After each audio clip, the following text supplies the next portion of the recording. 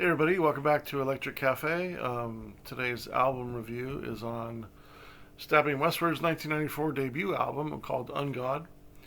Um, the funny, there's a there's been some times where like the first time I heard a band or heard somebody's music was live, and that's always kind of a special time if you really end up liking that band, and like probably a lot of people the first time in America, anyways, the first time you heard Stabbing Westward for me was when they opened for Depeche Mode on their 1994 Exotic tour, and I can remember that tour, and I went with I think with my mom went with me, and um, there's only been a couple of concerts I ever took my mom to, and in fact, there's only been two. I went and saw Phil Collins with her, and she saw Depeche Mode with me. And it was the same year in 1994. That's the only time I've ever been to a concert with my mom. But I think I was like 18. And oh no, I did take my parents to Pet Shop Boys. My girlfriend at the time, and then all four of us went to see Pet Shop Boys. I was like 1999. Um, yeah, I think that's all the times. Although she did take me to a concert when I was apparently when she was pregnant with me. Um, we went and saw Bee Gees at Dodger Stadium. So that's why I say I was a disco baby, because she was pregnant at Dodger Stadium seeing the Bee Gees, and so that's why I'm a disco baby. Um, but I think anybody who saw Stabbing Westward on that tour was like, Nine Inch Nails were big in '94. Because Closer came out, Downward Spiral came out, and there was something like Stabbing Westward that sounds a little bit like Nine Inch Nails, but I think anybody who saw them on that tour was like, "Wow, these guys are talented. These guys have a cool sound. These guys will probably do well." And I think for the most part that they did do well for their first three albums, and specifically that album as far as being a very liked album. I like the other albums as well, but I think this one kind of has a sort of a stamp on it, and because it's their debut album and they toured with Depeche Mode, and maybe not as, I wouldn't say popular as the next ones, but maybe I think this one's a little bit more raw sounding. Um, and again, for that's just my personal opinion, because I remember them mostly from this album. Um, but the lead singer, I don't know his name offhand. Great voice for this kind of music.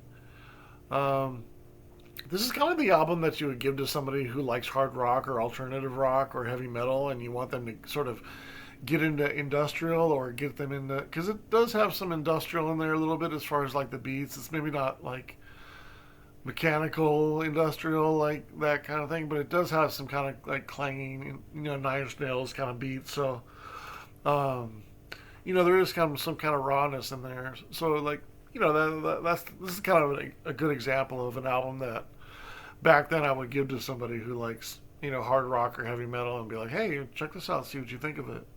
Um, it's a good album for that. I always look for albums like that where you can kind of give to somebody and sort of get them into, uh, you know, hey, remember what I was talking about? Like this style? Here, check out this. You're just like, this is a good example of what you're trying to talk about. Um, uh, there's definitely a lot of strong riffs in here, guitar riffs, some good loose bass lines, some tight drumming, some good atmosphere on some few tracks. The album has a really good flow to it. It is kind of long, but it doesn't feel like a long song, which is a long album, which is cool. Um, I think when you kind of get into the album, next thing you know, you're already like halfway through the album as far as like track numbers, and then the second half is a lot longer than the first half. Especially because the first two songs are like 2.5 minutes or 3 minutes and like 3.5 minutes, and then some of this there's like, I think there's two songs over 7 minutes in the second half. So the second half is probably pushing 30 minutes, where the first half is probably 20 minutes. Um, so but the way it flows really good with a lot of quality songs through it. Next thing you know, you're like at past halfway of the album, because there's a lot of really strong songs in a row in the front. Um, when I think of like, and the crowd was like so hype. I think that was probably like the most I've seen I've seen, you kind of go to bands and you see opening bands get booed, or occasionally you'll see pockets in the crowd that like them, right, or even know them.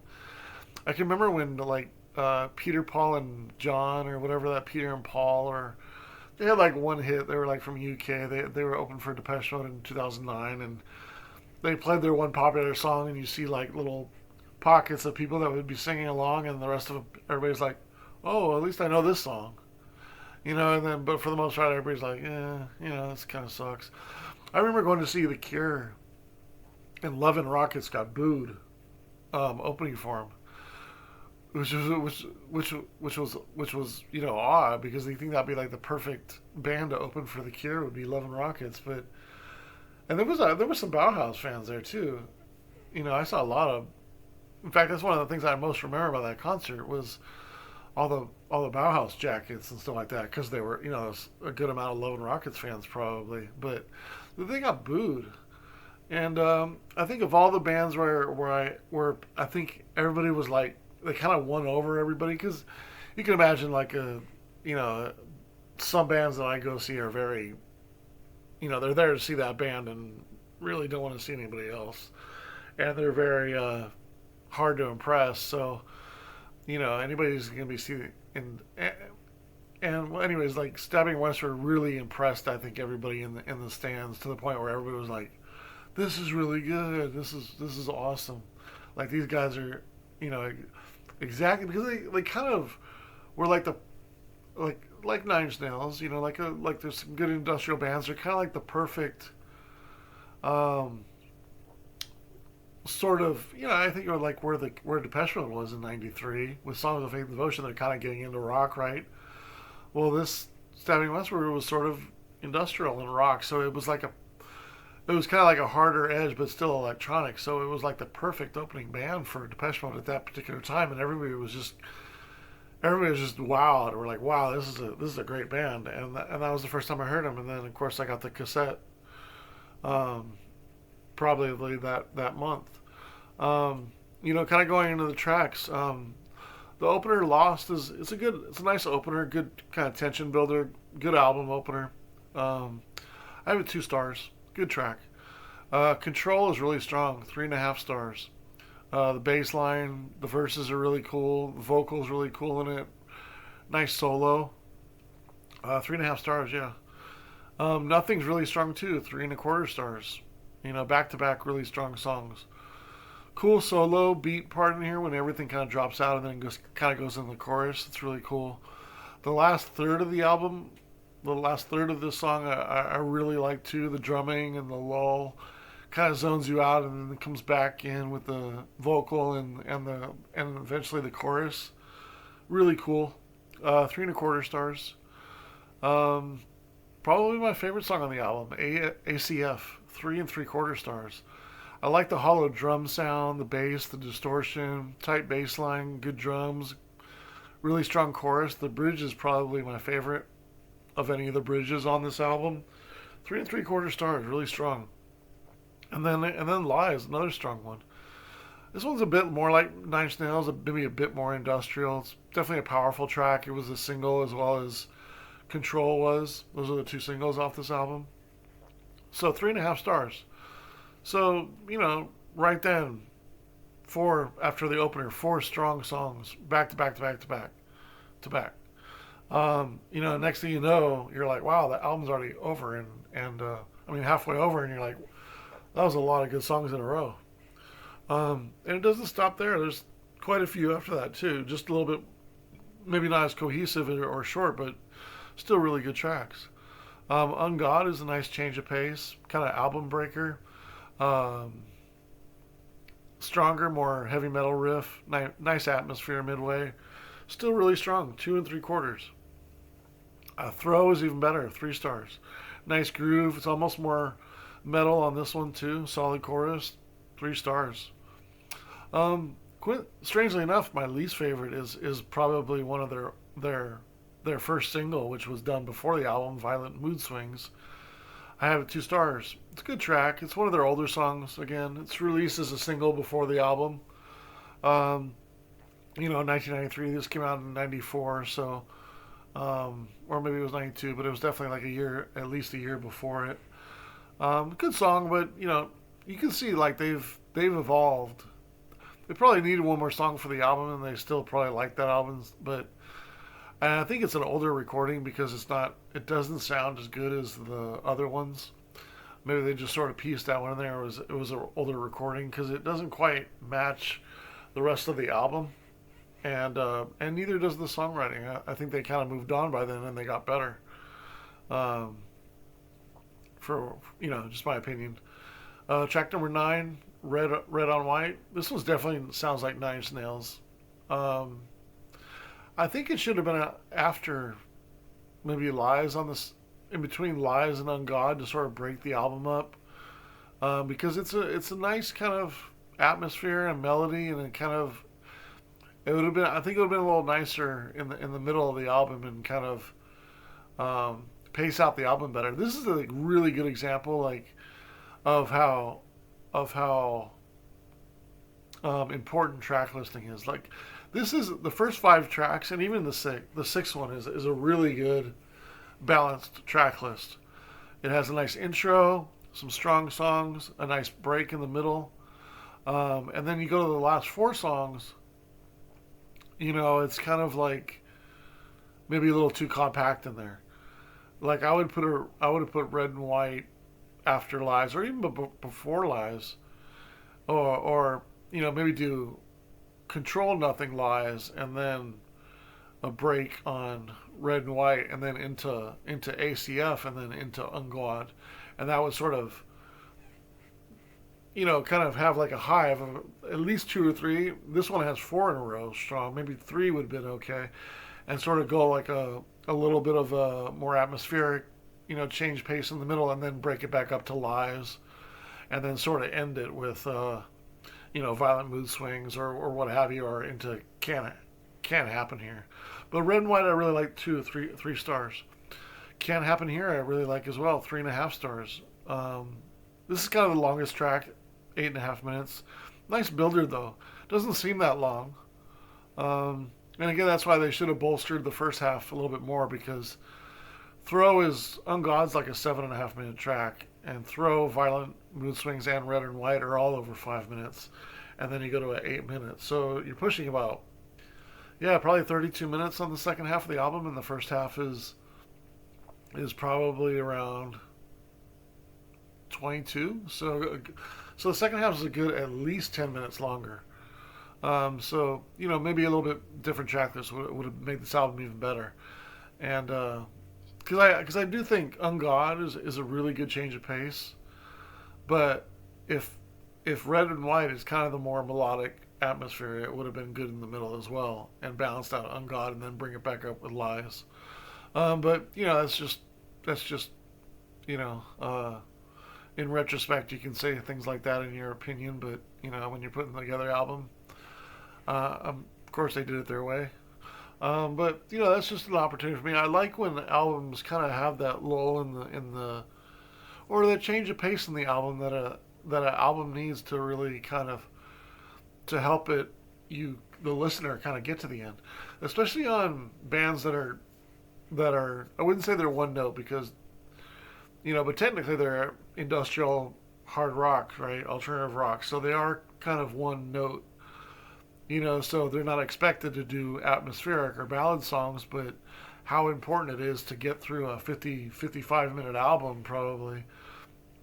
If you have some good, kind of moody ones in the middle to kind of surprise you, and kind of show that they're more well balanced, and show you that they can do something else, and then of course that you like those songs as well as just those style. You're gonna like those too, because I tend to like the more moodier, more atmospheric ones than necessarily the harder, straightforward ones. That's probably why ACF is I like ACF more than Lies, or even Control.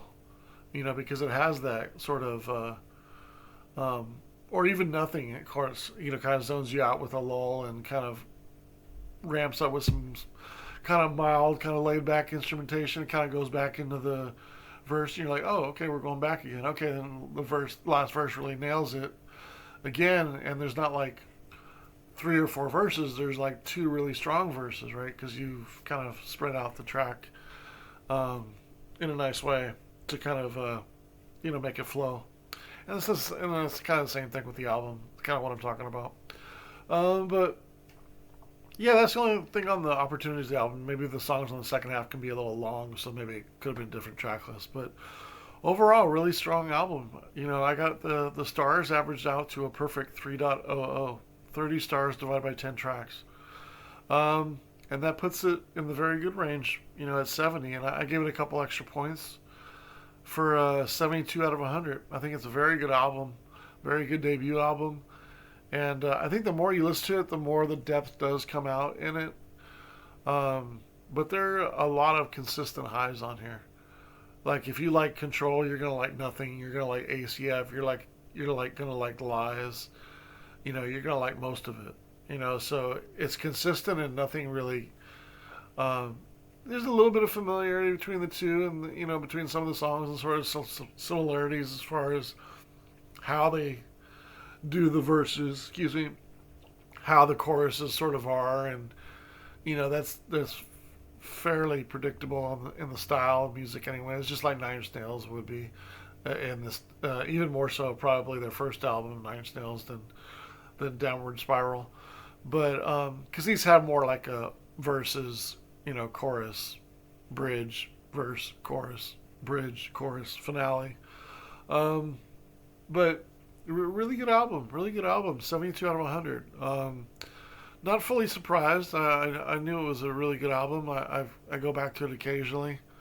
But again, it's always different when you rate something. You kind of, I'm not sure what this is going to be. I thought it was probably be around like 65 to 70, like right on the edge of a very good album. But going through it and, kind of really and inspecting the second half, because the first half is really strong, and I always know that because those singles are there. Those are the most straightforward track. My focus was on the second half and how I liked the second half, and I think I liked it a little bit better than I thought I would, or than I thought remembering. And I think the key to that is if you have this album, and I'm sure you know it if you do, it well if you do, because it's a good album, you would want to listen to it a bit. Start at track 6 and listen to it 6 through 10 and see if you want to play the first 5 again. Not that you would, but I think you'll have a different appreciation of songs 6 through 10 if you play them first instead of playing the really strong ones up front and then sort of like, okay, well, these aren't as good. They are a little bit differently, but I think if you just kind of start it there, then there's really nothing to compare it to as much, and it kind of brings out the tracks a little bit more because, for this style, it is hard to make a 55 minute album is consistent, to where you're really going to think it's a great album. And I think it's a very good album. So there's a little bit of my opinion that it's hard to make a full album in this style. That's why the difference between Pretty Hate Machine and Downward Spiral, that's why Downward Spiral is so important, because